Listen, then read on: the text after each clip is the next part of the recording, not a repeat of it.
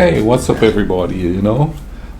Hey, I was talking to my brother about that last video I put up there, the one about where I told a story about how these foreigners were there and us kids, the Caribbean kids were there, and the foreign kid cussed in front of his dad and stuff. And me and my brother was talking about that, you know what I mean? And then he reminded me, and we got to talking about how strict my mom was, right? And this is a kind of a funny story, and he said, "Man, you ought to tell them this one because this one is hilarious." So, here's the deal. My mom had this rule, okay, where she says, any money you find on the ground, any money you find on the ground is hers because she's the only one working. Even if it's a penny, it's hers. So I was about what? Yeah, about 11 years old and thing. And and my mom was in the kitchen doing something, and she's in there cooking. I mean, the place smelled good, boy. The aroma of stewed chicken, you know what I mean? Steamed provisions like yams and tanyas and dashings, you know what I mean? And oh my God, the gravy on that chilled stewed chicken was bubbling, and you could smell the pepper in the air and thing. Life was good, you know what I mean? It was nice. Then I guess she needed another ingredient, so she said, "Hey, and the two." Okay, my real name is Andy. And she used to call me Andy too, all the time. I give people nicknames a lot. It comes from my mom. My mom gives people nicknames. Used to give people nickname all the time. But anyway, she said, Andy too. Yes, mommy. She said, go into the bedroom and get my purse for me. I want to send you to the store to get some salt. So I was like, no, the store was the next building over. So it's not like I had to go far. So, I said, okay, mommy, and I run through the house from the kitchen, past the dining room table, big old mahogany table, old-fashioned type, colonial-looking type thing, And now to get to her bedroom, I have to step up into the drawing room, or the living room as they call it now. I had to step up. And that room was one of the best rooms in the house. There's like windows all around it, right? And the sun was coming through there all golden and bright and stuff. So as I stepped up into the living room, I noticed something sparkle, something shine, I was like, oh, what is that? That's kind of weird, because it was mahogany floors and they weren't buffed and shiny. We hadn't done that in a while. So I was like, what is that thing that twinkled so beautifully in my eyes, So I walked back and I walked forward, and there it was again, you know what I mean? And then I looked down, and there was this shining, spanking, brand new looking 10-cent piece laying on the ground. And I tell you, pure confusion. Because number one, I know the rules. Number two, I was about to go to the store, and back then you get a candy for a cent. So that was 10 candy, not bars, but candies, that you could get. Because you had local candies like coconut chips and fudge and tamarind balls and stuff that you could buy and eat. The local stuff. I didn't eat much of the other stuff, So I'm standing there, I'm looking around, I'm looking back to see if my mom was going to come, What should I do? This is a conundrum. What should I do? You know what I mean? And back then, I don't know if the coins still have it, but back then our coins had the Queen of England's face on it. And I tell you what, I could have sworn that woman on that coin was talking to me. You're a man, pick it up. It's free candy, So I'm standing there. My little brain is like working and thing, and I was like, finally, I was like, you know what? Forget it. Candy? She ain't gonna catch me. I could get some candy. I could come home. I could hide it in my bedroom and eat. Eat it later. You know what I mean? So I bend over, stop, look around, make sure she ain't coming. You know what I mean? And then I picked this candy up. And I was about to step into her bedroom because it was right off the living room.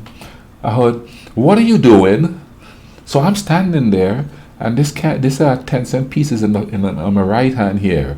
And I'm standing there, and I don't know what to do, but I was facing away from her. Her back was to me. So I decided, oh my God, I got to hide this, because I can't lie to her, I really don't know what to do here, So I need to hide it. So what does my little head comes up with? I took the hand with the dime in it, with the 10-cent piece in it, stick it down my pants to hide the fact that I have something in my hand from her, down in my pants, you know what I mean? And I slowly turn around and I look at her. And I know I had to be looking guilty because she looked at me suspiciously like that. She looked at my eyes first because my mom always said, look at the eyes. You could tell if somebody's telling the truth or not. And that's the first thing she did, boy. She looked into my eyes. Then, slowly, her freaking eyes went down to my hand in my pants. You know what I mean? So here I am, standing there, facing with my mom, with my hand down my pants. You know what I mean? And she looks up at me, looks back down, and my heart is just do-do-dum, do-do-dum, do-do-dum, do-do-dum. And she said, what are you doing? And before I could even think on my feet, before I could think on my feet, and I'm going to say this, you know, this is going to sound kind of a off key, but we grown here. I said, I'm scratching my balls. You don't use words like that in front of my mom. You just don't say words like that. Almost every word like that is considered an obscenity to my mom. Boy, man, her eyes turned like anger just welled up in there, and I'm like, oh, I'm going to get it now. So she do so, and she swing her hand back and slap me on the shoulder, on the left shoulder, boy. Plap, you know what I mean? And instinctively, I decide, you know, well, maybe I should block this blow. So I open my arms, rip my hands out my pants to block the blow. And as I did that, I felt that 10-cent piece slide down my leg and hit the floor. And at first my mom was going to say, oh, you're lifting your hand at me, huh? You're lifting your hand at me. Then she stopped when she realized she heard something hit the mahogany floor and sort of rolled. And she looked up and she saw the 10-cent piece. And she said, oh, so you not only have a nasty little mouth, you also is a little thief. And I tell you, boy, the food was forgotten. The going to the store was forgotten. Everything was forgotten because, boy, the punishment that I got that day, man, go to your room, stay there, let me calm down, then I'm going to come in there and take care of you. I spent like 10 minutes in the room just shaking, waiting to see what's going to happen because, you know, I just went and broke the rules, you know what I mean? My brother was out there in the yard, he come in when he heard the ruckus, and then when I tell him, he started laughing. He got in trouble for laughing too, you know. He's being bad and you're laughing. You think it's funny? You think it's funny? My mom was so strict, man, you know what I mean? Nowadays, kids just do what they want. And some kids did what they want back then too. I could tell you stories about that. But, you know, I was raised in a strict house, you know what I mean? And we got spanked. Oh, we got spanked. No, look at me. I'm a perfectly well-rounded person. You know what I mean? I did stuff to get in trouble. I mean, it wasn't anything major. It's just not paying attention, not listening, you know, staying out too late when there's a curfew and stuff like that. She had a different way of dealing with that, though. It wasn't a spanking. Now, did I ever spank my kid? No, I never did. I'm 7 feet 1 inch tall. All I had to do was look at him. And if he gets way out of hand, I scuffled him a little bit, but I never hit him. You know, not once did I ever hit my kid. I don't think I've ever yelled at him neither. I mean, I'm 7'1". That's enough to intimidate a kid right there. So he always listened to me. But, whoa, then my mom, boy, she never spared the rod and spoiled the child. And it wasn't like an abusive whipping. I mean, like, she would never hit us in our face or anywhere, you know, that would cause any damages. You get it in the bum. That buttocks be burning, boy, you know. She hit you so hard, looks like smoke coming out your bum. But my brother said, hey, man, you got to share this story, man. This is a funny story. I'm having fun doing this. So, more to come. Somebody suggested that I go out and tell the scary stories. And you know, the university that I went to is like 2 blocks that way.